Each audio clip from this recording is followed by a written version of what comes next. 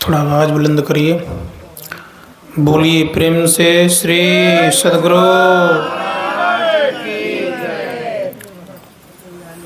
अखंडानंद बोधाय शिष्य संतापहारिणी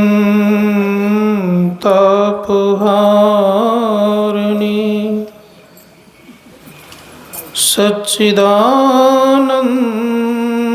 रूपाय तस्मै श्री गुरुवे नमः। मंगलमूर्ति सतगुरु मिलवे सर्वाधार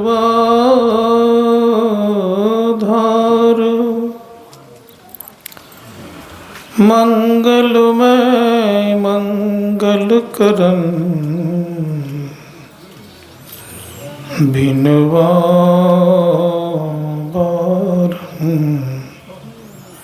बार धन्य धन्य सतगुरु सुखदा महिमा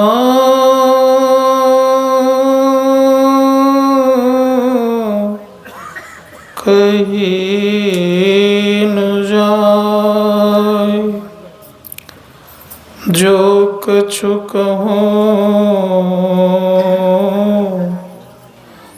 तुम्हारी कृपा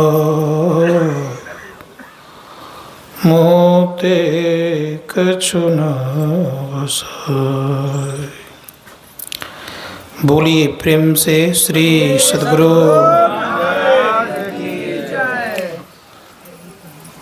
विश्व ब्रह्मांड के नायक सर्वक्षण स्मरणीय सद्गुरु महाराज के गुलपाद पद्मों में कोटि से नमन। परम श्रद्धेय स्वामी किशोरानंद जी महाराज, सम्मान्य समस्त विद्वत जन, समवेत समादरणीय सज्जन वृंद, आदरणीय माता तथा भक्तिमती बहनों,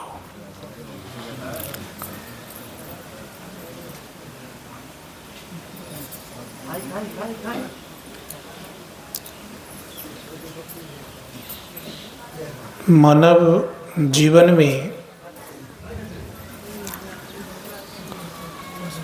दो तरह धन कमाने की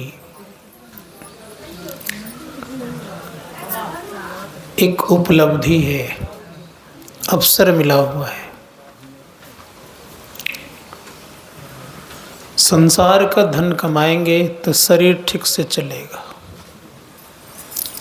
बाल बच्चे परिवार को ठीक से आप संचालित कर सकेंगे,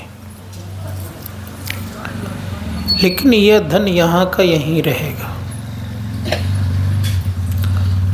एक धन और है जिसको हम लोग बोलते हैं उस लोक का धन।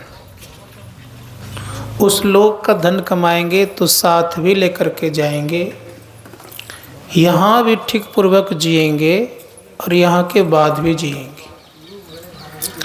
भगवान श्री राम भी यही बात कहते हैं कि जो परलोक यहाँ सुख चाहूँ, सुनी मम बचन हृदय दृढ़ गहूँ।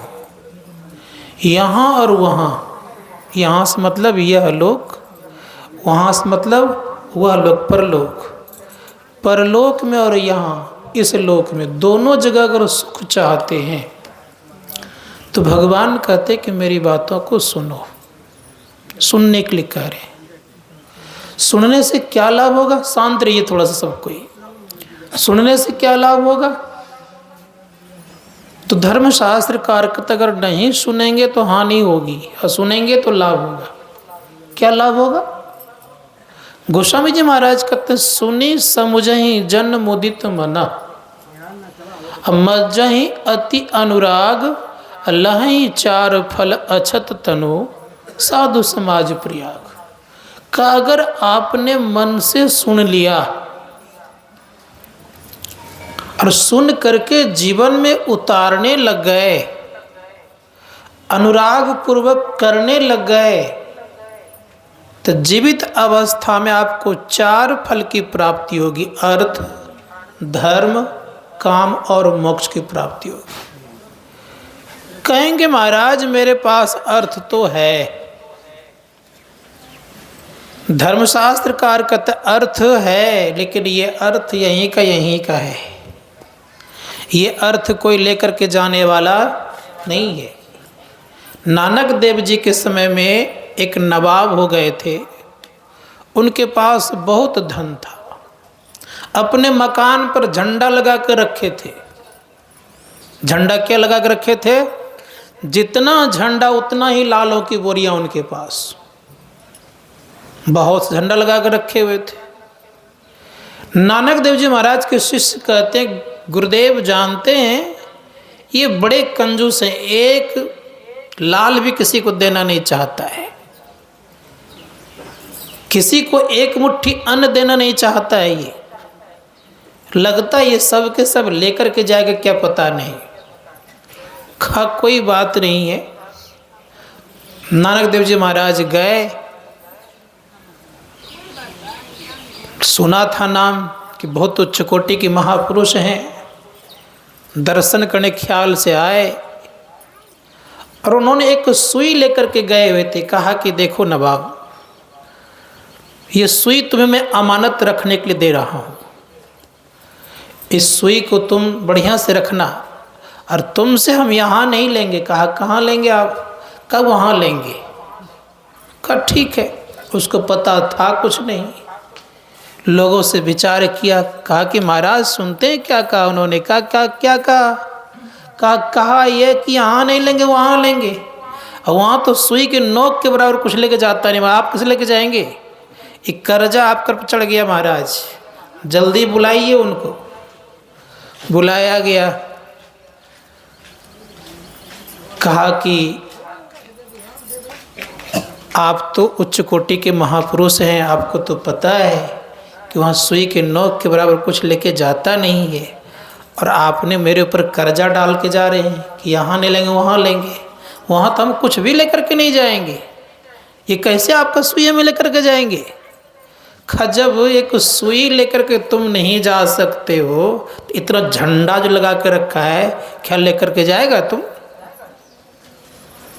ज्ञान हो गया, फिर बेचारे वो धर्म कर्म में खर्च करने लग गए, जीवन बदल गया। धर्मशास्त्रकार कहते हैं कि यहाँ का अर्थ यहीं रहेगा, लेकिन उस अर्थ से वहाँ की व्यवस्था कर लीजिए। जैसे भारत की करेंसी है आपके पास रुपया, ये रुपया से आप सब देश नहीं घूम सकते हैं, लेकिन सोना आपने उस करेंसी से कन्वर्ट कर लिए, बदल लिए हैं, तो पूरे विश्व में आप घूम सकते हैं, क्योंकि सोना सब जगह मूल्यवान होता है, सब जगह अवेलेबल है।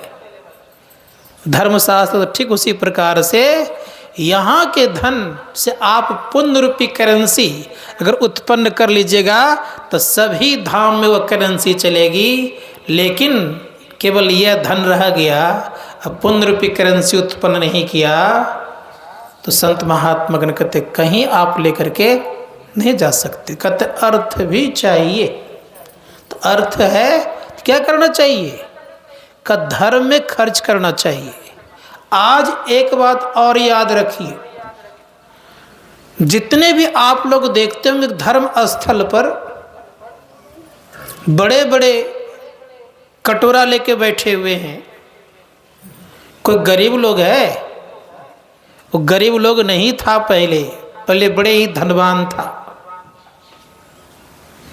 चिदानंद मुनि ने स्पष्ट कहा था एक बार, कहा महाराज जी देख रहे हैं ये कोई गरीब लोग नहीं है, अगर कहिए तो मैं इनका पूर्व जन्म का घर और पता बता सकता हूँ कहाँ का रहने वाला है। क्यों गरीब हुआ? कारण क्या? कारण यह है कि उनका धन धर्म में खर्च नहीं हुआ, उनका धन लोगों के सेवा में खर्च नहीं हुआ, केवल संचय करते रहा। सहजोबई राजस्थान में हुई, उन्होंने कही है कि जिनकी वृत्ति केवल धन कमाने में है और धन के याद में उनका शरीर अगर छूट गया तो परिणाम क्या होगा। तो सहजोबाई कहते रहे वासना धन में जाको, नाग हुई पुनि अब तरिये ताको। क्या बनेंगे आप? नाग सर्प बन जाएंगे। इसीलिए वासना धन में नहीं रहनी चाहिए। तो संत महात्मागण कहते हैं वहाँ का अर्थ कमा लीजिए। वहाँ का अर्थ कमाएंगे तो क्या होगा? धर्मशास्त्रकार कहते कि वहाँ का अर्थ कमाने से आपको लाभ होगा, बहुत लाभ होगा। इसीलिए अर्थ भी चाहिए। अर्थ रहने पर धर्म करते हैं लोग। धर्म से कामनाओं की पूर्ति होती है, इच्छाओं की पूर्ति होती है, और इच्छाओं की पूर्ति होने से मोक्ष की प्राप्ति होती है एक दिन। इसीलिए मोक्ष भी चाहिए। आज माता जी नहीं है शरीर में, संसार से चली गई हैं, लेकिन उनके याद में आज हम लोग सत्संग कर रहे हैं। कहाँ मैं एक छोर में रहता हूँ, बिहार उस समय था, अब तो झारखंड राज्य में हो गया। उस छोर से इनके पुण्य ने खींच करके यहाँ तक ले आया। अगर इस तरह नहीं सत्संग भजन ध्यान की होती, क्या हम यहाँ तक आ पाते? क्या आप मुझे बुला पाते? तो इनके पुण्य प्रताप से हमें वहाँ से खींच करके ले आए और आपको लगा कि उनको बुलाना चाहिए, मैं आ गया। तो जिनके पुण्य अच्छे होते हैं कहीं भी रहेंगे, जब इनकी इच्छा होगी जिनसे सुनवाना, सत्संग सुनवाना, उनके द्वारा आप लोगों को सुनवा देगा। ये पुण्य का प्रभाव है। धर्मशास्त्रकार कहते हैं इनके पास पुण्य रूपी पूंजी अभी बरकरार है, और इस तरह से कार्य जब कर रहे हैं तो धर्मशास्त्रकार कहते हैं कि दिनों दिन बढ़ता है। धन के 3 गति होते हैं, याद रखिएगा। दान, भोग और नाश। लक्ष्मी के 4 सूत होते हैं। सूत मतलब बेटा। कहा गया है लक्ष्मी के 4 सूत, धर्म अग्निर्प चोर, जेठे को ना माने तो 3 मचावे शोर। जेठा मतलब धर्म। इसलिए धर्म के प्रति कुछ न कुछ अवश्य ही खर्च करना चाहिए। ये जो कार्य कर रहे हैं ये धर्म के प्रति कार्य हो रहा है। इसमें जो धन व्यय होगा ये समाप्त नहीं हो जाएगा, आपको मिलेगा कहीं न कहीं। संतों ने कहा कि धर्म में लगाना चाहिए, तो अर्थ भी चाहिए, धर्म में खर्च करना चाहिए, साथ ही साथ कामनाओं की पूर्ति होती है और अंत में मोक्ष की प्राप्ति होती है। गोस्वामी जी महाराज कहते सुनिए मन लगा करके। और क्या होगा? जो सुनते हैं जीवन में, तो किन की वाणी सुनाई जा रही है? भगवान की वाणी को सुनाई जा रही है। भगवान कहते क्या है? भगवान श्री राम, लक्ष्मण, भरत, शत्रुघ्न और परम भक्त हनुमान जी, ये पांचों के पांचों वन घूमने के लिए जा रहे थे। आकाश मार्ग से सनक, सनंदन, सनातन और सनत कुमार ने ज्यों ही इन पांचों को देखा घूमते हुए नीचे उतरे, और उतरते ही प्रणाम तो किया। भगवान श्री राम ने अपना पीताम्बरी बिछा कर, अर्थात गमछा बिछा करके जो ओढ़े हुए थे बैठने के लिए दिया, और दंडवत प्रणाम करते हुए कहते हैं बड़े भाग पाइए सत्संगा, बिनु प्रयास वही भवंगा। भगवान राम ऋषियों को प्रणाम करके कह रहे हैं कि बड़े भाग से संतों का संग मिलता है। इसीलिए धर्मशास्त्रकार कहते कि संतों का संग अवश्य करना चाहिए। भगवान राम से पूछा जाए कि संत का संग करने से क्या लाभ होता है, कितना फायदा होता है, तो भगवान राम कहते कि सुनो, माता सबरी के यहाँ जब जाते हैं भगवान श्री राम, तो 7 भक्ति का उपदेश के क्रम में, 9 भक्ति के उपदेश के क्रम में 7वीं भक्ति के संबंध में कहते हैं कि सातम सम मोहि मैं जग देखा, मोते अधिक संत करी लेखा। लोग भक्ति का प्रारंभ करते हैं, मंदिर जाते हैं, पुष्प चढ़ाते हैं, कहते मैंने भक्ति की शुरुआत कर दी। लेकिन भगवान की दृष्टि में कहाँ से शुरू होती है?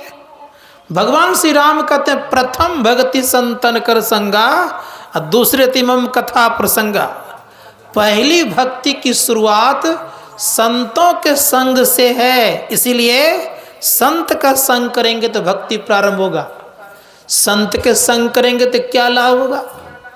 एक क्षण को अगर संत का संग करते हैं तो धर्मशास्त्र कार का तो उनके करोड़ों पुण्य का सृजन हो जाता है, करोड़ों पुण्य उनको मिलता है और उनके पाप ताप सब समाप्त हो जाता है। इसलिए कहा संत दर्श को जाइए तज ममता अभिमान, ज्यों ज्यों पग आगे धरे कोटि यज्ञ समान। 1 करोड़ यज्ञ करने में कितना खर्चा होगा? विचार करके देखिए। एक यज्ञ करते हैं खर्च लोग, तो मोटा मोटी आजकल कितनों कम से कम खर्चा होगा, 10 से 15 लाख से कम खर्चा तो नहीं होगा। लेकिन यहाँ क्या कर रहे हैं कि अगर आप संतों का दर्शन करने के लिए जा रहे हैं, अब मन में कोई छल प्रपंच कपट नहीं है और एक पग आप रख रहे हैं, तो एक पग में करोड़ों यज्ञों का फल प्राप्त होता है। इसीलिए संत महात्मागण संत का दर्शन से इतना बड़ा लाभ होता है। इसीलिए कहा कि संतों का दर्शन करना चाहिए। संत अगर दर्शन देने के लिए आ जाए तब क्या होना चाहिए? भगवान शंकराचार्य का नाम सुने होंगे आप लोगों ने।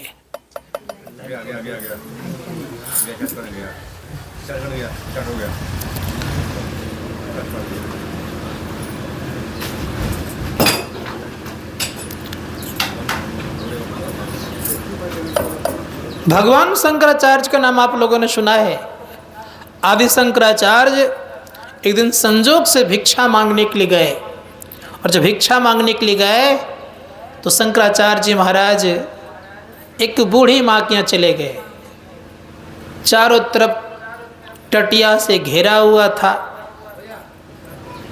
झोपड़ी ठीक से बनी हुई नहीं थी, उसके अंदर रह रही थी। आवाज़ लगाते भिक्षाम देहि। अंदर से माता जी कहती है कि हे महात्मा जी, मेरे पास देने का कुछ भी नहीं है। कब बाहर तो आओ। कब मैं आने के हालत में नहीं हूँ। उन्होंने क्या अपना गमछा नीचे गिरा दिए, कि अब बाहर आ जाओ। गमछे को लपेट करके बाहर आती है। कहते हैं कि महाराज मेरे पास देने का कुछ भी नहीं है। शंकराचार्य जी महाराज उस घर के भीतर घुस गए, झोपड़ी के भीतर। बरसों का पड़ा हुआ एक सूखा अमला था। देखा, शंकराचार्य जी महाराज कहते हैं इसको उठा और मेरे पात्र में धो करके डालो। लेकिन उसके पहले की बात बता दूं मैं आपको। देखा कि कुछ भी नहीं है, तो माँ लक्ष्मी को आवाहन करते हैं। माँ लक्ष्मी जब आती हैं तो माँ लक्ष्मी से कहते हैं शंकराचार्य जी महाराज कि हे माता, इसकी हालत देखती हो कितनी खराब है, इस पर थोड़ा ध्यान दो। माँ लक्ष्मी कहती है कि पुत्र, तुम्हें पता है कि मैं उसी को देती हूँ जो देते हैं, जो देते नहीं उसको मैं देने वाली नहीं हूँ। इतना कह के अंतर ध्यान हो जाती है। फिर अंदर प्रवेश के तो सूखा अमला मिला। अपने से साधु महात्मा उठा के नहीं ले रहे थे। कहा कि इसको धो करके मेरे पात्र में डालो। पात्र में डाला गया। सूखा अमला था, बरसों का पड़ा था, संत को उद्धार करना था। उसको धो करके जैसे खाते हैं, खाने के बाद फिर माँ लक्ष्मी को आवाहन करते हैं। माँ लक्ष्मी आती है, कहा अब बताओ माँ इसके भाग में है कि नहीं है। कहा माँ लक्ष्मी कहती है कि शंकर तुम जिसका उद्धार करना चाहोगे उसका उद्धार नहीं होगा। सो बात नहीं है, जितना बड़ा अमला था उतने साइज का उसके यहाँ सोने की वर्षा कर दी और चली गई। संत महात्मा गण कहते हैं कि संत जिनको उद्धार करना चाहेंगे उनका उद्धार होगा। इसलिए संतों को पकड़िए। संत जो होते हैं बड़े दयालु होते हैं। संत के जो संसार में दयालु कोई नहीं होते। दया के सागर होते हैं संत। आप उनको दुख भी देंगे तब भी आपको सुख देने का काम करेंगे। आप उनको कष्ट पहुंचाएंगे तब भी आपको वो आनंद देने का काम करेंगे। कहेंगे कैसे? एक प्रसंग में और सुनाता हूँ आप लोगों को। संत कबीर साहब का नाम आप लोगों ने सुना होगा। संत कबीर साहब काशी में रहते थे। उस समय हमारे देश में सिकंदर लोदी का राज्य था। शासक कौन था? सिकंदर लोदी था। नाम सुना था कि कबीर की ख्याति बहुत फैल गई है। अब क्या करे? तो उनके वजीर आजम कहते हैं कि महाराज ये जो ख्याति कबीर की फैल गई है ये आपको कष्ट कहीं नहीं पहुंचाए। इस ख्याति को रोकिए, कबीर को अपने रास्ते से हटा दीजिए। देश में नहीं रहेगा तो आपको कोई दिक्कत नहीं होगी। दिमाग लगाया कि कैसे मारा जाए। तो वजीर आजम कहते, मंत्री जी कहते हैं साधारण से उपाय है। कहा क्या? कहा साधु महात्मा हैं, उनको कहिए बड़े प्रेम से खबर भिजवाइए कि सिकंदर लोदी बुला रहे हैं, और जब आ जाए तो उनकी काफ़ी प्रशंसा कीजिए। अब प्रशंसा करने के बाद कहिए कि आप तो बड़े उच्च कोटि के महापुरुष हैं, ये खौलता हुआ तेल का इंतजाम करिए। कहिए इसमें जरा एक बार बैठ जाइए तो अपने जल करके राख हो जाएगा। कहा ठीक है, बात बन गई। बुलाया गया, संत कबीर साहब आए। कहा महाराज आप तो बड़े उच्च कोटि के महापुरुष हैं, आपको तो बहुत ख्याति प्राप्त है, आप तो सब कुछ करना जानते हैं, बड़े शक्तिशाली हैं। लेकिन महाराज एक निवेदन आपसे। कहा क्या? कहीं खौलते हुए कढ़ाई में एक बार आप जरा बैठ जाइए तो। तेल था कढ़ाई में, आज आग लगा दी गई थी और तेल खौल रहा था। कबीर साहब सोचते हैं अगर नहीं बैठूंगा जबरदस्ती बैठाएगा ही, क्योंकि सिपाही इसके पास है, क्यों न अपने से बैठ जाऊं। चूल्हे पर चढ़ते हैं, कढ़ाई में जाकर के चुपचाप बैठ जाते हैं। जब बैठ जाते हैं तो उसी में ध्यान करने लग गए। जब ध्यान करने लगे तो लगा राजा को, सिकंदर लोदी को लगा कि शायद लगता है तेल ठंडा तो नहीं है। तो उसने क्या किया? अपना हाथ देने के लिए चाहा। कबीर साहब कहते हाथ मत दीजिए, जल जाइएगा। तो कहता है अपने बैठ गया बड़े मज़े से, और मुझे कहता हाथ जल जाएगा। देखते हैं तो क्या होता है। राजा था ही, अहंकार तो रहता ही है। परिणाम ये हुआ कि जैसे हाथ डाला पूरा हाथ जल गया। अब हाथ पूरा जल गया तो बहुत दर्द कर रहा था, दुख हो रहा था। सिकंदर लोदी को कहते हैं जरा मेरे पास आप आइए। कष्ट दे रहे थे लेकिन संत को अपने कष्ट का परवाह नहीं है। परिणाम ये हुआ कि अपना हाथ जैसे स्पर्श करते हैं, जस का तस जैसा था हाथ पुनः वैसा हो गया, फिर उनका दुख खत्म हो गया। जो संत होते हैं बड़े ही दयालु होते हैं। इसीलिए संत महात्मा गण कहते संत ही हम लोगों को मार्ग बताते हैं। संत कैसा है? कहा कि परमात्मा जो है वे समुद्र जल के तरह हैं। याद रखिएगा, परमात्मा का ज्ञान कैसा है? समुद्र के जल के तरह। समुद्र के जल को कोई पी करके अपना प्यास बुझा सकते हैं क्या? बुझा सकते हैं? कोई पानी नहीं पी सकता सकते हैं समुद्र का। क्यों? बहुत खारा लगता है, मुंह में दिया नहीं जाएगा। लेकिन संत का ज्ञान कैसा है? मीठा जल की तरह है। मीठा जल से ही प्यास बुझती है।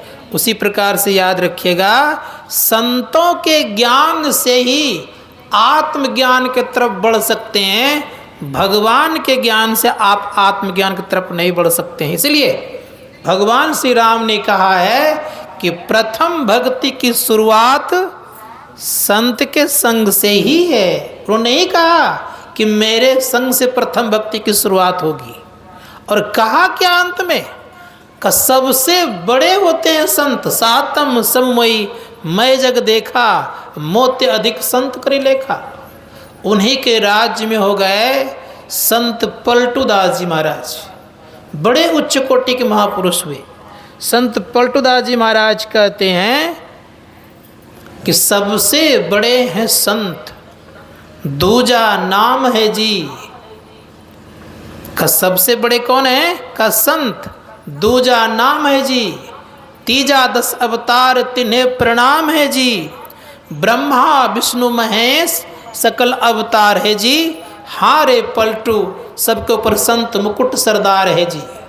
का सबसे बड़े होते हैं संत। इसलिए संत को समझने का प्रयास कीजिए। संत में कितनी शक्ति होती है और संत क्या कर सकते हैं। जिनकी तस्वीर सुशोभित है, इनके विषय में एक आध बार जानना चाहिए आप लोगों को। कुछ लोग तो जानते होंगे, बिहार में एक जिला है, बिहार का अंतिम जिला इधर से कह लीजिए। उस जिले का नाम है बांका जिला, भागलपुर से कट के बना है। बांका जिले में एक जगह का नाम है बभनगामा। बभनगामा में एक गुरु महाराज के भक्त रहा करते थे, अब नहीं है शरीर में। संजोग ये हुआ, उन्होंने एक समय का कार्यक्रम लिया था। भागलपुर से दूरी ज़्यादा नहीं है। उस समय आश्रम में गुरु महाराज रहते थे, सारी व्यवस्था हो गई थी। कल गुरु महाराज आएंगे, सत्संग प्रारंभ होगा। लेकिन छोटा सा बालक था, कुछ दिन से बीमार था। जिस दिन गुरु महाराज आते उनकी मृत्यु हो गई। अब मृत्यु हो जाने के बाद घबराए नहीं हो, दाह संस्कार तो नहीं किए, सत्संग कार्यक्रम बाहर कर दिए, खाना पीना बाहर कर दिए लोगों का, अपने चुपचाप रहे। घर में लाश पड़ी हुई है और सत्संग हो रहा है, लोगों ने कहा बंद करा दो, खाइए, मौका बार बार मिलेगा नहीं। संत दोबारा आते नहीं है, प्रकृति का जो नियम था हो गया। अब स्थिति बनती है, सत्संग प्रारंभ हुआ। एक समय का सत्संग लिया था, अपराह्न काल का प्रारंभ हो गया। अस्थि विनती हुई, ग्रंथ पाठ हुआ, प्रवचन हुआ, आरती लग गई। चेहरा उदास था। लोगों ने कहा कि गुरु महाराज आए हैं, खबर दे दो, कम से कम ऐसी सी घटना घट गई। बेचारे वो तो कुछ नहीं बोले, लेकिन दूसरे व्यक्ति कहते हैं गुरुदेव एक आश्चर्यजनक घटना घट गई है। कहा क्या घट गया है? कहा इनके छोटे से बालक की मृत्यु हो गई, एक ही लड़का था। गुरु महाराज कहते हैं मर गया तो मैं क्या करूँगा। लेकिन संत का हृदय बड़ा कोमल होता है। संत हृदय नवनीत समाना, कह कवि पे कहे न जाना। निज प्रताप द्रवही नवनीता, पर दुख द्रवही संत सुपनीता। दूसरे के दुख देख करके द्रवित हो जाते हैं। दया आ गई। गुरुदेव कहते कहाँ है वो मृतक बच्चा? कहा अभी दाह संस्कार हुआ नहीं है। मैंने जो सुना है सुना रहा हूँ मैं आपको। गुरु महाराज गए उस जगह और जैसे गए वहाँ तो सुनते हैं 2 फूल रख दिए और कहा कहिए इसकी माँ से कि उठा करके सीने से दूध लगा के पिलाएंगे। बच्चे मरा हुआ है, माँ से जैसे कहा गया तो माँ रोने लग गई। कहा गुरुदेव मरा हुआ बच्चा कैसे दूध पिएगा? गुरु महाराज कहते मैं कह रहा हूँ कि उठा के दूध पिलाइए। जैसे बच्चे को, मृतक बच्चे को उठा करके सीने से लगा के दूध पिलाते हैं, बच्चा पीने लगता, उनका आज भी खानदान भरे पड़े हैं। तो मैं कहना ये चाह रहा था कि जो उस तत्व को जानता, जो संत बन जाते हैं, उनमें बहुत ताकत होती है। इसलिए संत के शरण में जाइए।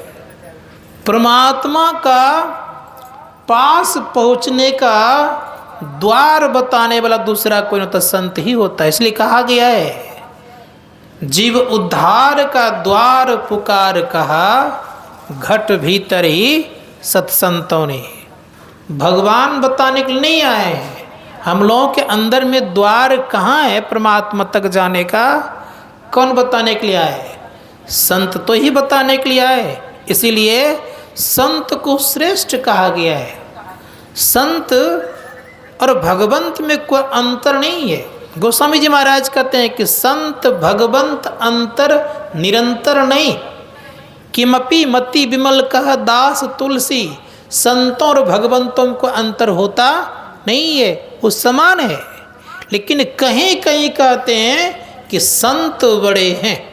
हमारे गुरु महाराज कहते हैं परम पुरुष होते अधिका गावें संत सुजान। उस परम पुरुष परमात्मा से भी श्रेष्ठ संत कहीं कहीं हैं। इसलिए संत को समझिए। संत न देखे बोलो चाल, वो परखे अंदर की हाल।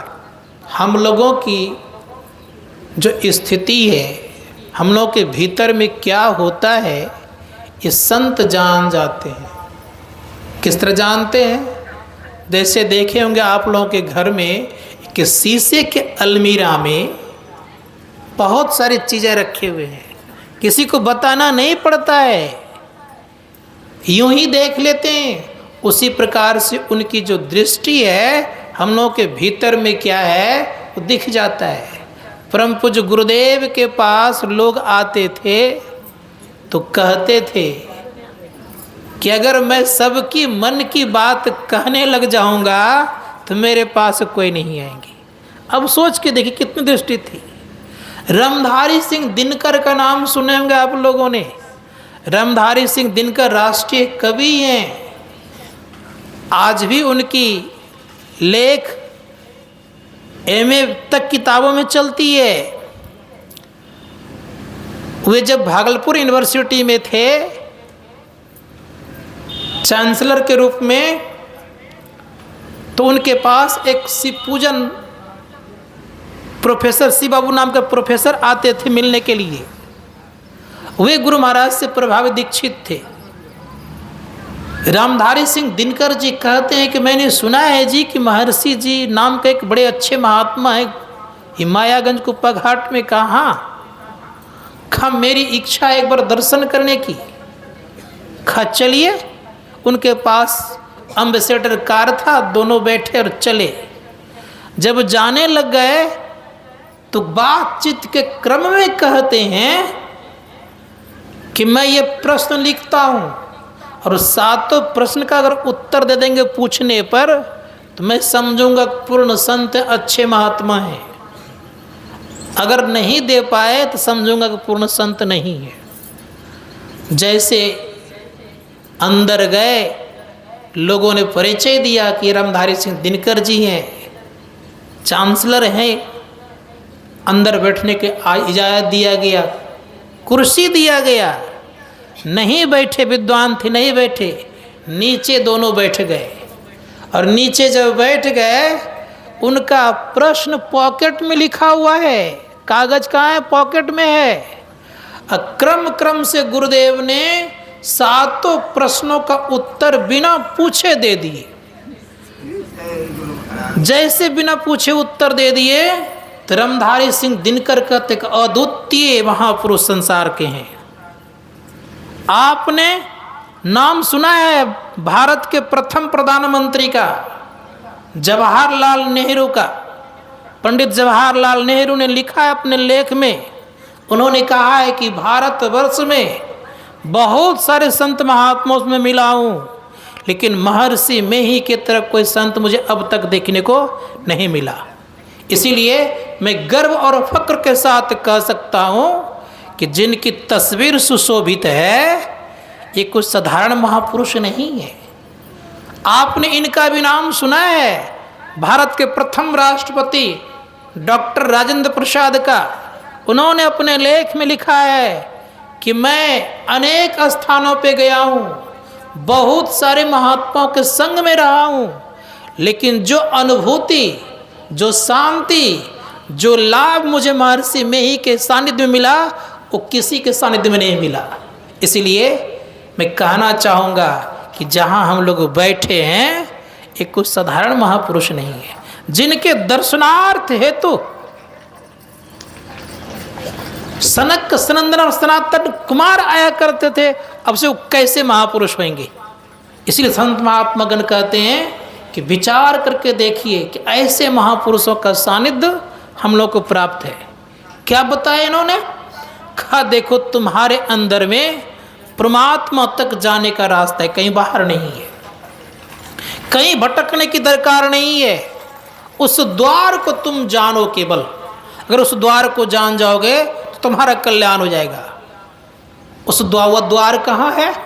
तो परम पूज्य गुरुदेव कहते हैं कि तुम्हारा द्वार परमात्मा तक जाने का दोनों आँखों के बीच में, इसलिए कहा दो नैना बिच सन्मुख देख, एक दृष्टि मिले दो देख, अर्थात जैसे दोनों आँखों से आप देखेंगे तो आपके भीतर में परमपिता परमात्मा तक पहुँचने का एक द्वार बनेगा। और उस द्वार से जब गुजरेंगे तो क्या मिलेगा? तो परम पूज्य गुरुदेव के वाणी में है, वो द्वार को साधारण द्वार नहीं है, अद्भुत अंतर की डगरिया, जा पर चल कर प्रभु मिलते, दाता सतगुरु धन्य धन्य जो राह लखा देते, चलत पंथ सुख होत महा है, जहाँ अजर झरते अमृत ध्वनि की नौबत झरत, बड़ भागी सुनते सुनत लखत सुख लहत अद्भुति में ही प्रभु मिलते। परमात्मा मिल जाएंगे, दुख मिट जाएगा। इसलिए अपने अंदर में चलना चाहिए। ये जो हम लोग सत्संग कर रहे हैं इससे क्या लाभ होगा? धर्मशास्त्र कार्यकर्ता की लाभ है। संत कबीर कहते हैं कि इस सत्संग में लाभ बहुत है। क्या मिलता है इसमें भाई? तो लाभ के संबंध में गोस्वामी जी महाराज बताते हैं। गोस्वामी जी महाराज कहते हैं कि लाभ क्या मिलता बता रहे। उन्होंने कहा किन व्यक्तियों को नहीं चाहिए अच्छी बुद्धि?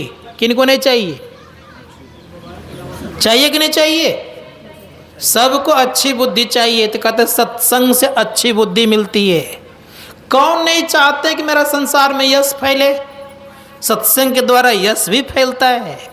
कौन नहीं चाहते कि मरने के बाद मेरी उत्तम गति हो?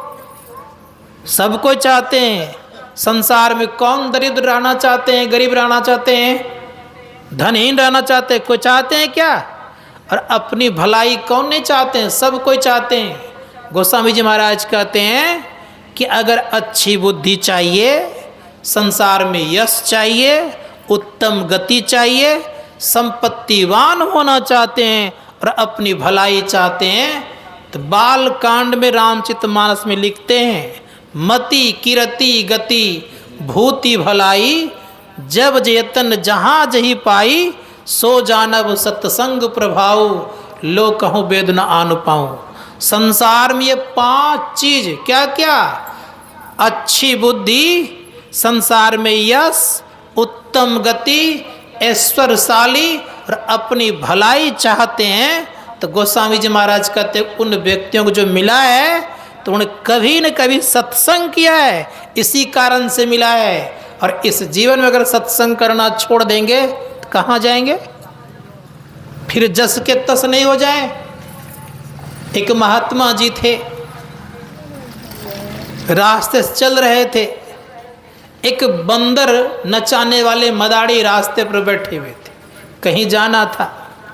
महात्मा जी उधर से आए, कहा ये बंदर को क्या करते हो जी? कहा कि महाराज नाच दिखाता हूँ, इससे जीविका चलता है। कहा मुझे नहीं दिखाओगे? सोचने लग गया, महात्मा जी हैं, देंगे तो कुछ नहीं, अब कहेंगे नहीं दिखाएंगे तो कहीं अगर कुछ दिख कर दे तो लेने का दे नहीं। तो कहा दिखा ही देता हूँ, भले कुछ नहीं था आशीर्वाद तो हम देंगे।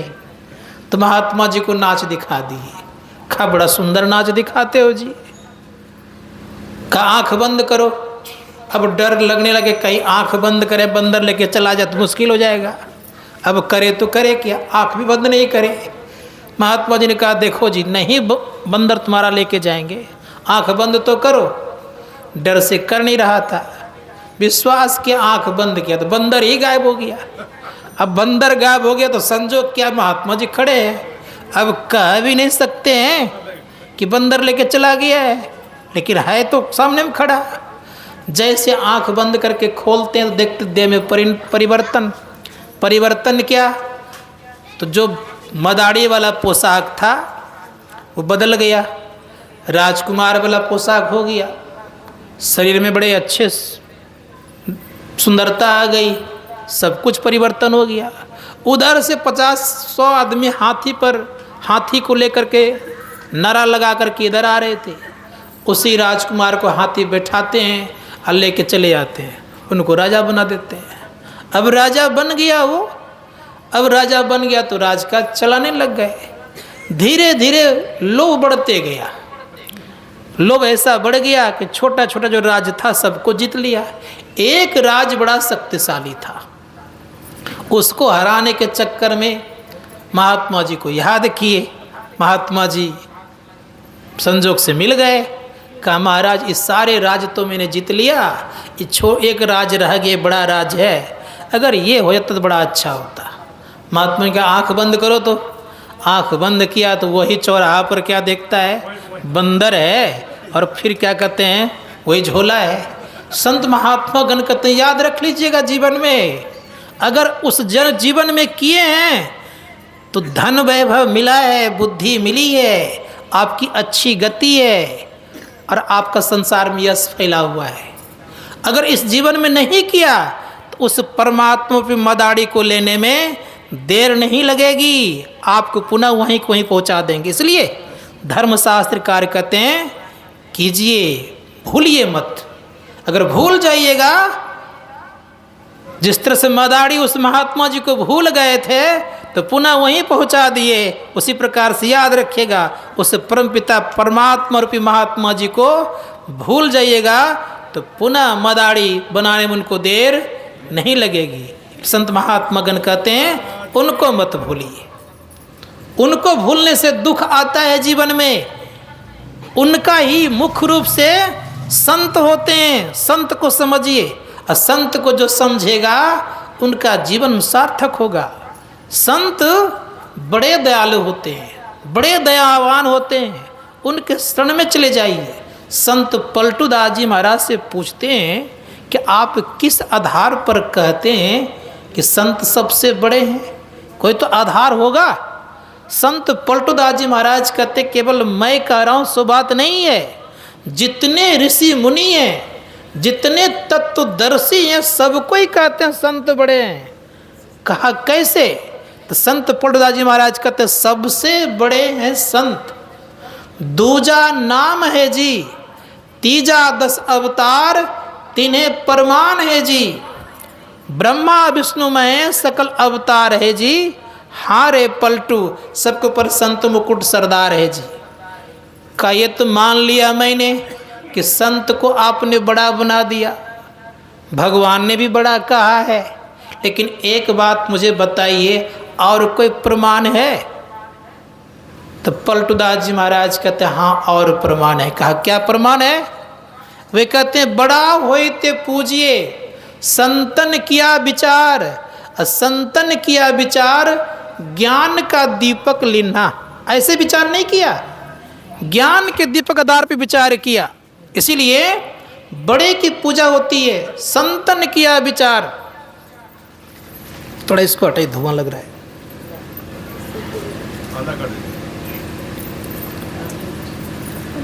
तो कहा कि बड़े की पूजा होती है, बड़े की पूजा होती है, इसलिए कहा बड़ा हुई ते पूजिए संतन किया विचार, संतन किया विचार ज्ञान का दीपक लेना। देवता 33 कोट नजर में सबको चिन्ना, सबका खंडन किया खोज कर तीन निकारा। तीनों में दुई सही मुक्ति का एक द्वारा, हरि को लिया निकार बहुरी तीन मंत्र विचारा। हरि है गुण के बीच संत है गुणते न्यारा। अब पलटू प्रथमे संत जन दूजा है करतार। अब बड़ा होते पूजिए संतन किया विचार। कहा उन्होंने कि बड़े की पूजा होती है, और मैंने विचार किया, केवल मैंने नहीं, जितने तत्वदर्शी महात्मा हुए सबों ने विचार किया 33 कोटि देवताओं पर। जब देखा इसमें 3 देवताओं को श्रेष्ठ माना गया। किनको किनको? ब्रह्मा, विष्णु और महेश को। इन तीनों पर जब विचार किया गया, रिसर्च किया गया इन तीनों पर, तो पाया या इनमें से 2 ठीक ठाक हैं। कौन कौन? भगवान शिव और दूसरे में भगवान विष्णु। अब इन दोनों पर जब रिसर्च चलने लग गया तो पाया यह कि मुक्ति का द्वार केवल भगवान विष्णु ही है। और जब इन पर विचार हुआ तो पाया यह कि ये भी महापुरुष गुण के अंदर में हैं, सतो गुण के मालिक हैं। कौन? भगवान विष्णु। लेकिन परमात्मा कहाँ है? कब? परमात्मा तो गुण से परे हैं, और गुण से परे को जानने वाले कौन होते हैं? संत। इसीलिए संत सबसे बड़े हैं। संत महात्मा गण कहते हैं कि जो तीनों गुणों से परे होते हैं उसे हम संत कहते हैं। जो तीनों गुणों के अधीन है उसे हम संत नहीं कह सकते। इसलिए संत महात्मा गण कहते हैं कि बड़े की पूजा करनी चाहिए। जो बड़े की पूजा करते हैं उनका जीवन में कल्याण होता है। संत निर्विषयी होते हैं, उनके जीवन में विषय नहीं होता है। और जिनके जीवन में विषय नहीं होता, कोई गुण नहीं होता है, तो सर्वश्रेष्ठ कहलाते हैं। इसलिए धर्मशास्त्रकार कहते हैं संत को समझिए। कहाँ सुख मिलता है? का घुसुंडी जी कहते हैं गरुड़ जी से, संत मिलन सम सुख कछु नहीं। संतों के मिलने के समान संसार में और कहीं सुख नहीं है। इसलिए मनोयोग पूर्वक उनका संग होता है तो सत्संग होता है। इस धर्मशास्त्रकार कहते हैं उनके संग करने से आपका सत्संग प्रारंभ। ऐसे संत का मिलना तो दुर्लभ है। ऐसे संत मिल जाए तो क्या होगा? धर्मशास्त्रकार ने कहा है कि संत का जब मिलना हो जाता है तो उनके पीछे पीछे भगवान को चलना पड़ता है। इसीलिए आपने सुना होगा, कबीर मन निर्मल भया जैसे गंगा नीर, पाछे पाछे हरि फिरे कहत कबीर कबीर। कबीर साहब कह रहे हैं कि जिनके मन निर्मल हो जाते हैं उनके पीछे पीछे भगवान को चलना पड़ता है। भगवान श्री कृष्ण कहते हैं भागवत महापुराण में, क्या कहते हैं? भगवान श्री कृष्ण कहते हैं भागवत महापुराण में, अर्ज अनुवर्जम्यम नित्यं पुएतु घृणेनु भी। भगवान श्री कृष्ण ने कहा कि हे उद्धव, जब संत चलते हैं पीछे पीछे, उनकी जब धूल उड़ती है तो मैं पवित्र हो जाता हूं। अब सोचिए, धूल से पवित्र होते हैं। धर्मशास्त्रकार कहते हैं कितना उच्च कोटि की बात है। हम लोगों को पता है कि मैं जब आ रहा था तो गंगा नदी को पार किया। जब गंगा नदी को पार किया तो लोग कहते गंगा का दर्शन करने मात्र से पापों का नाश हो जाता है। सुने हैं आप लोगों ने? जब उधर से मैं आ रहा था तो गंगा नदी मिली। लेकिन याद रखिएगा सब कोई, गंगा की उत्पत्ति कहाँ से हुई है? गंगा की उत्पत्ति हुई भगवान विष्णु के चरण नख से। चरण नख शरीर का सबसे निकृष्ट अंग है, याद रखिएगा, सबसे निकृष्ट अंग है। उससे उत्पत्ति किसकी हुई है? गंगा की हुई है। अब वो चरण से विशेष परमात्मा का शरीर कि नहीं? अब उन शरीरों की स्थिति जानिए क्या है। भगवान के नख से निकली है गंगा और उन नख से विशेष उनके चरण और उस चरण से विशेष उनके देह। अब ऐसे भगवान कह रहे हैं कि मैं संत के पीछे पीछे दौड़ता हूँ। क्यों? कि जब मुझे पवित्रता की आवश्यकता पड़ती है, जब मुझे शांति चाहिए तो संत के शरण में जाना पड़ता है। भगवान श्री कृष्ण कहे हैं एक जगह अर्जुन से, अर्जुन मैं भी ध्यान लगाता हूँ, ब्रह्म मुहूर्त में उठता हूँ और ध्यान करता हूँ। तो पूछा गया आप ध्यान किनके करते हैं? कहा कि जब आँख से नीचे रहता है तो उनको ऐसे मैं देख लेता हूँ, और जो आँख से ऊपर रहता है उनको देखने के लिए मुझे भी ध्यान करना पड़ता है। तो कौन ऊपर होते हैं? संत सबसे ऊपर होते हैं। उनको देखने के लिए भगवान को भी ध्यान लगाना पड़ता है। इसलिए धर्मशास्त्रकार कहते हैं कि संत के आधार पर यह धरती टिकी हुई है। अगर संत नहीं रहेगा तो धरती टिक नहीं सकती। इसलिए कहा गया है आग लगी आकाश में, चूही चूही गिरे अंगार, अगर संत जना ना होता तो जल जाता संसार। ये संसार जल जाता है। ये भारत देश ही नहीं, पूरे विश्व को संत की ही तपस्या ने थाम करके रखी है। अगर संत की तपस्या ना होती तो धरती रहती नहीं। तो धर्मशास्त्रकार कहते हैं संत को समझिए, संत ही मानव जाति का संदेश वाहक है। कहाँ तक पहुँचाते हैं संदेश? परमात्मा तक पहुँचाने का काम संत ही करते हैं। इसलिए अगर संत नहीं होगा तो मानव जाति को कोई पूछने वाला नहीं होगा, उनको ज्ञान नहीं मिलेगा। इसलिए संत महात्माओं ने कहा कि संत को समझने का प्रयास कीजिए। अब छोटी सी बात मैं कहना चाहूँगा, भगवान राम कितना आदर देते हैं संत को। देखिए उनकी स्थिति को। धर्मशास्त्रकार कहते हैं कि भगवान श्री राम ने संत को बहुत आदर दिए हैं। इतना आदर दिए हैं उतना कोई आदर नहीं दिए हैं। कितना आदर? जब 14 वर्ष जंगल में व्यतीत किए तो पता है कहाँ कहाँ रहे? सब संतों का दर्शन किए, और दर्शन ही केवल नहीं किए, उनसे ज्ञान भी सीखे, उनसे सत्संग भी सुने। एक दिन महर्षि अगस्त के आश्रम में गए हैं भगवान श्री राम, लक्ष्मण और माता जी सीता जी। जब महर्षि अगस्त के यहाँ गए तो महर्षि अगस्त की कुटिया बड़ी अच्छी दिखने में थी। लक्ष्मण जी पूछते हैं कि भैया ये किनकी कुटिया है? कहा महर्षि अगस्त की कुटिया है। महर्षि अगस्त की कुटिया इतना दिव्य दिखता था।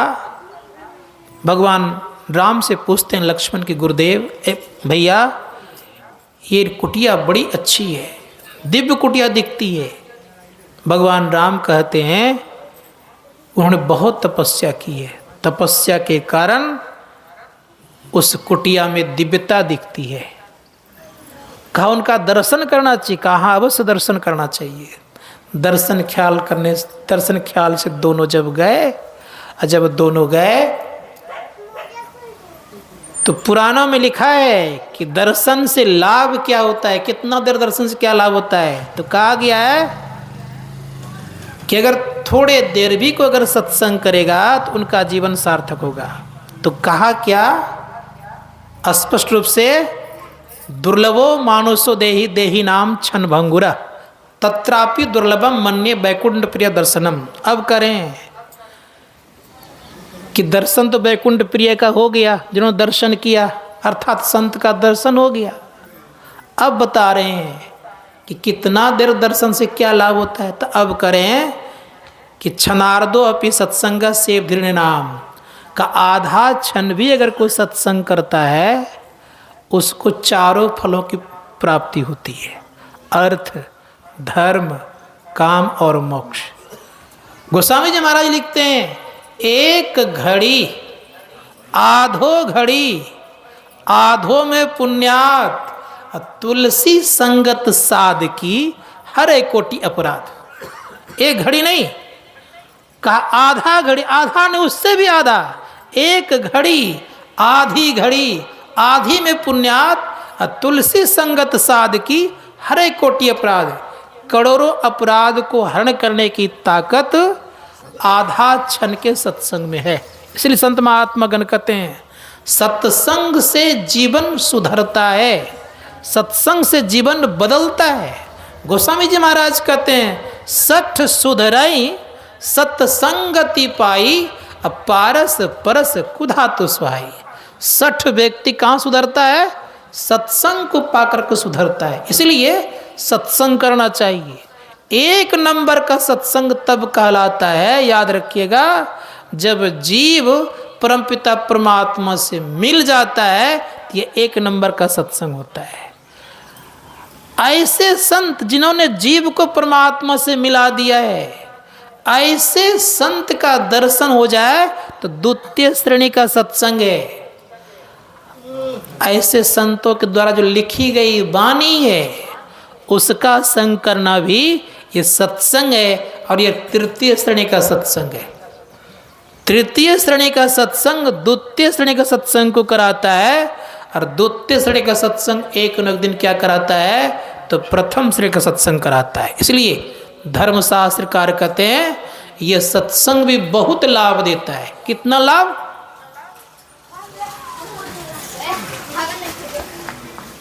तो भगवान राम जब जंगल गए, सीता का जब हरण हो गया, तो उसी बीच में हनुमान जी को भेजा गया सीता का पता लगाने के लिए।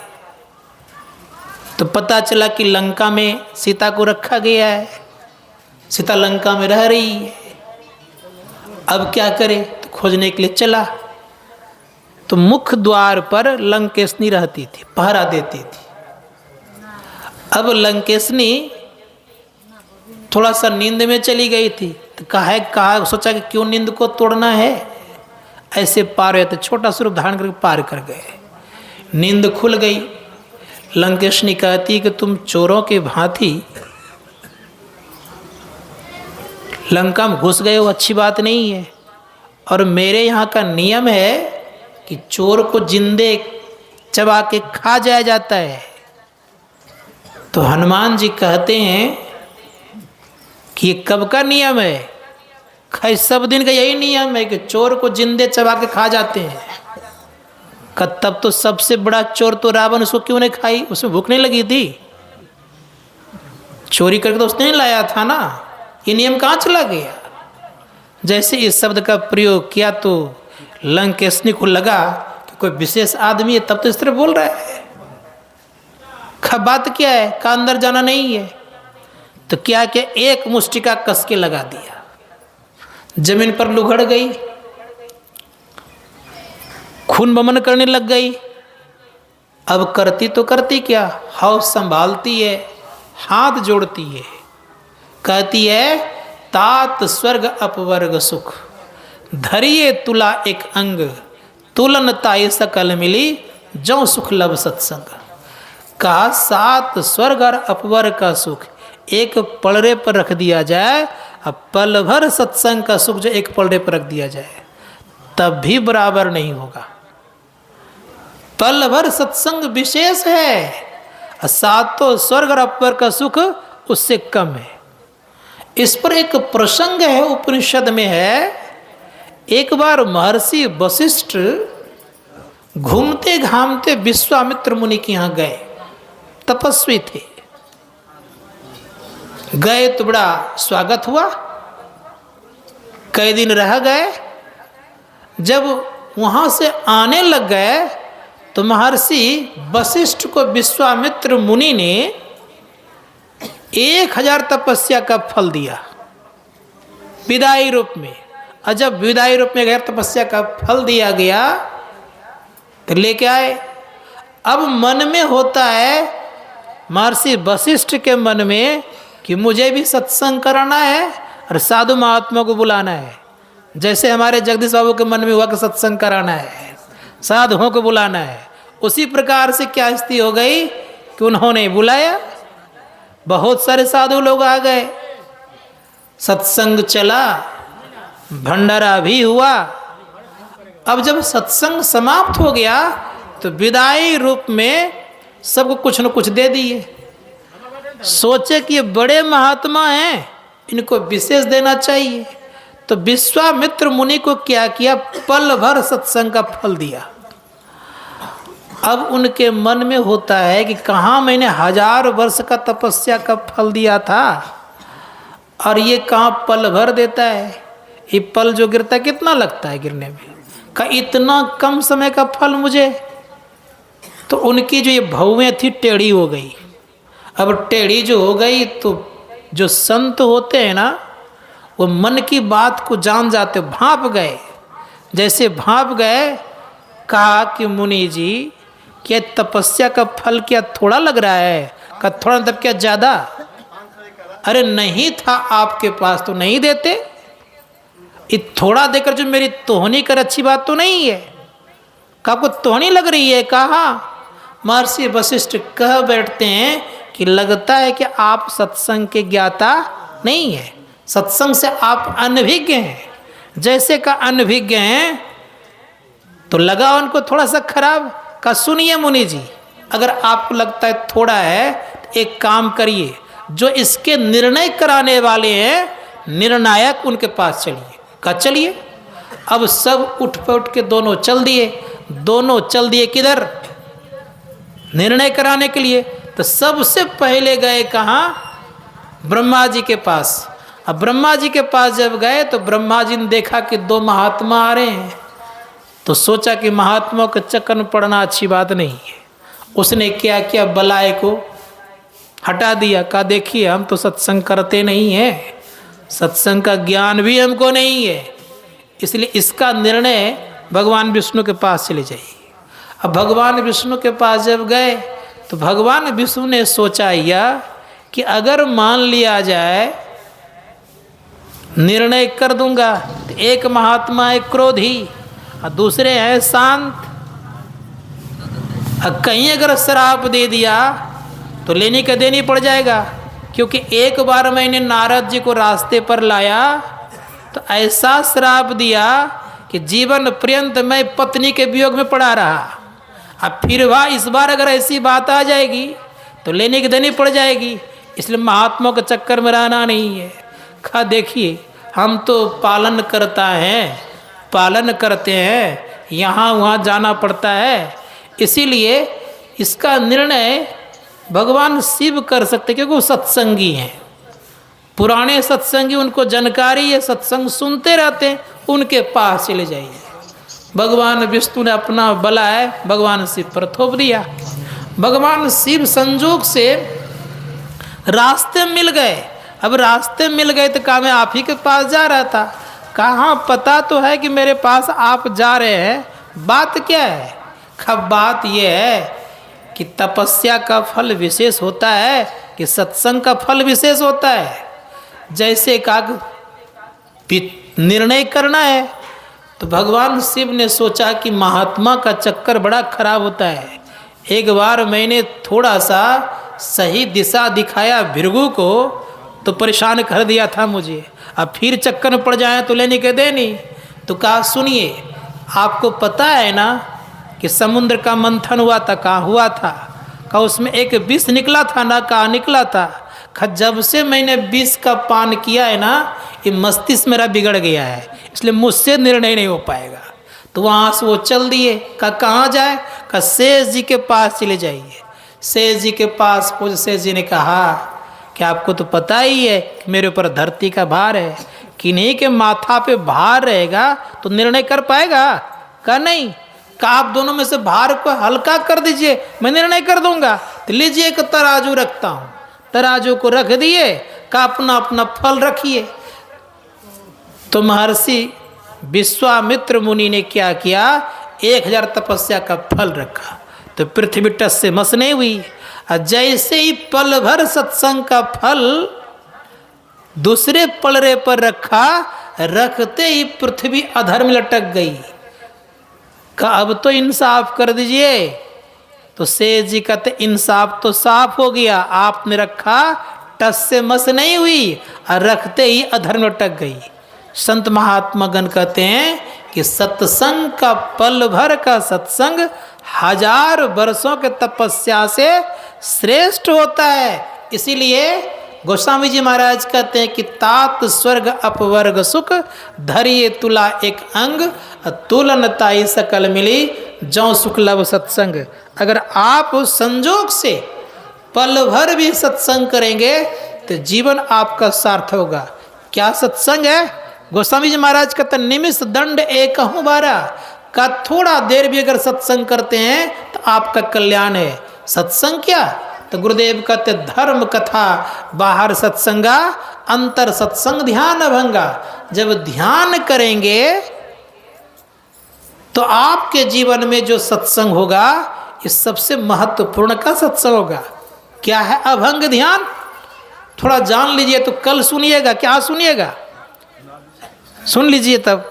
अभंग ध्यान क्या है? संत महात्मा गण कहते कि संतों के द्वारा जब हमको सद्युक्ति मिलती है, उस सद्युक्ति में मानस जप करते हैं हम। मानस जप करने के पश्चात मानस ध्यान करते हैं हम। ये दोनों क्रियाएं जब करने में निपुण हो जाते हैं तब दृष्टि योग करने में बल मिलता है। और दृष्टि योग जब करते हैं, जब दृष्टि की धारें जुटती है तो उसमें एक बिंदु का उदय होता है। और बिंदु को जब हम पकड़ लेते हैं, उस पर ठहर जाते हैं तो उसमें शब्द मिलता है। और शब्द को सुनते सुनते सुनते जब सार शब्द की प्राप्ति होती है, जिसको हम ओम बोलते हैं, स्फोट बोलते हैं, उद्गित बोलते हैं, उसकी प्राप्ति होते ही अभंग ध्यान हो जाता है, समाधि लग जाती है। फिर कोई भंग नहीं कर सकता है। अपना पहचान होता है, परमात्मा पहचान होता है, सारे दुखों का अंत होता है। अब समय 5 पार कर गया है तो सोचता हूँ कि अपनी वाणी को विराम दिया जाए। और एक बार निवेदन करता हूँ कि प्रेम से बोलिए श्री सद्गुरु महाराज की जय।